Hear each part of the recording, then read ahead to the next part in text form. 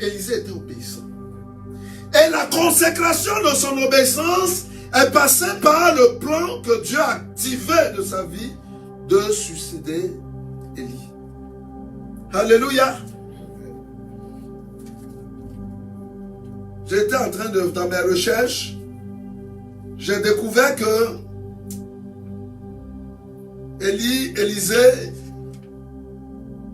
était devenu, a vieilli à la suite de choses, hein. À la suite d'Élie. Il y a longtemps qu'il a marché à la suite d'Élie. Parce qu'après Élie, il y avait plein de calvitie dans sa tête. Il n'avait plus de cheveux. Alléluia. Ne regardez pas ma tête.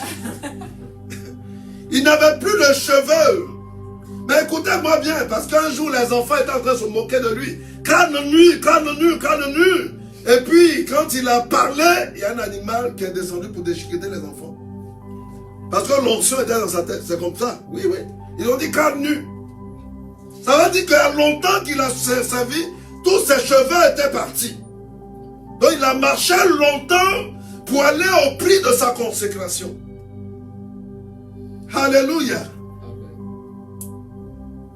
Comment la direction de Dieu, depuis Horeb, Dieu a donné l'ordre d'aller consacrer Élisée, et comment Élisée a compris son appel, et comment Élisée a marché dans son plan.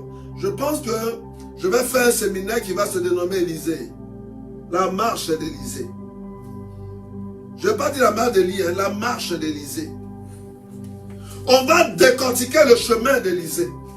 Pour nous aider à comprendre. Aujourd'hui, il y a des jeunes serviteurs ou des gens qui veulent servir Dieu et ne veulent pas payer le prix. Ils veulent servir Dieu mais ils ne veulent pas payer le prix. Eux-mêmes, là, ils connaissent plus que ceux avec qui ils sont. On dit, assieds-toi, pourquoi je dois m'asseoir? Tiens-toi debout, tu ne sais pas que j'ai mal aux pieds? On a une réponse à chaque situation. Et ça attriste le cœur de Dieu. Élisée savait que tout ce qui était de Dieu, il rougissait. Élie rougissait. Élisée aussi rougissait. Élisée n'a pas eu peur de dire, eh, mais mes parents sont vieux. La Bible dit quand Élisée a entendu, il a vu le mouvement de l'esprit. Il est même allé faire une œuvre de charité. Il a offert un sacrifice, une paire de bœufs qu'il avait, et il l'a donné aux gens qui étaient là. Et ensuite, il allait dire au revoir à ses parents. Ah non, moi je ne peux pas laisser, je suis trop confortable. Élisée avait un champ. Il avait des pères, il était à la 12e paire de bœufs. Ça veut dire que Élisée avait des parents qui avaient les moyens. À l'époque, ceux qui ont des champs aussi comme ça sont des personnes aisées. Mais Élisée ne s'est pas retenu dans la joie de son Seigneur pour dire, écoute, moi je ne peux pas te servir, je vais rester. Ou mon père, ma mère, Élisée a répondu à l'appel. Et l'appel d'Élisée a été très radical. Amen. Aujourd'hui, on a des chrétiens solo, des chrétiens yéyé. S'il faut que je dise des gentils chrétiens aussi, qui savent tout de Dieu et qui donnent discipline de Dieu que même parfois Dieu n'a pas dit. Oh, relax, tu peux relaxer, tu peux prier matin une fois, le soir tu n'as pas prié, c'est pas grave. Regarde la Bible là, moi-même je lis un verset par mois, et puis Dieu me bénit avec, même si tu n'as pas lu, c'est pas grave. Il faut leur dire, ils sont des menteurs. Si quelqu'un t'aide comme ça veut dire que cette personne n'a pas la révélation et jamais tu pourras entrer dans le plan de Dieu. Élie avait pour mission d'entraîner Élisée pour qu'Élisée rentre dans le plan de Dieu. Élisée était docile.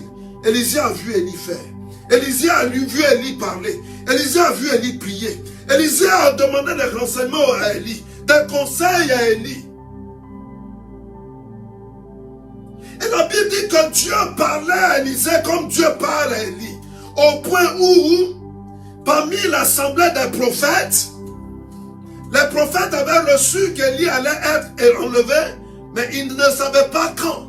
Mais Élisée savait que Dieu avait révélé à Élisée. À un moment donné, Élie a dit à Élisée, mais retourne voir tes parents. Va travailler avec eux. Élie dit, non, je vais aller jusqu'à te voir partir.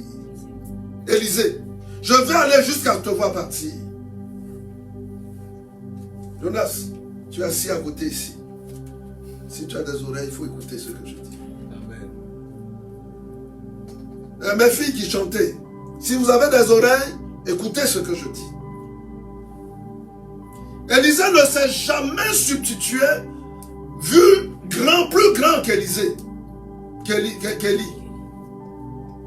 Élisée est resté à l'école d'Élie. C'est comme ça que la gloire de Dieu est descendue sur lui.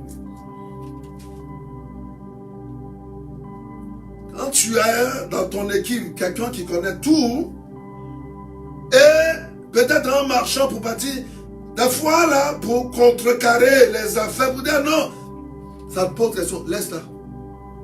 Il faut la laisser là où elle est. Parce qu'elle va t'induire en erreur. Alléluia. Élisée est rentré dans le plan de Dieu. C'est comme si Dieu a déplacé Élie spécialement pour Élisée. Mais c'est le caractère d'Élisée comme le caractère de David. Et aller chercher Samuel. Le caractère d'Élisée est aller chercher Élie. Tu es fils et fille de prédilection. As-tu vu ton Élie passer? Et ton Samuel? As-tu vu ton Élie passer? Il y a beaucoup de gens qui doivent demander pardon à Dieu. Il y a beaucoup de gens qui doivent demander pardon. Dans le service de Dieu, il y a des révélations que Dieu donne. Amen. C'est important de comprendre la révélation qui vient derrière la parole. Parce que quand le temps arrive, la gloire de Dieu, il faut rester jusqu'au bout. Pas dire je vais jusqu'au bout.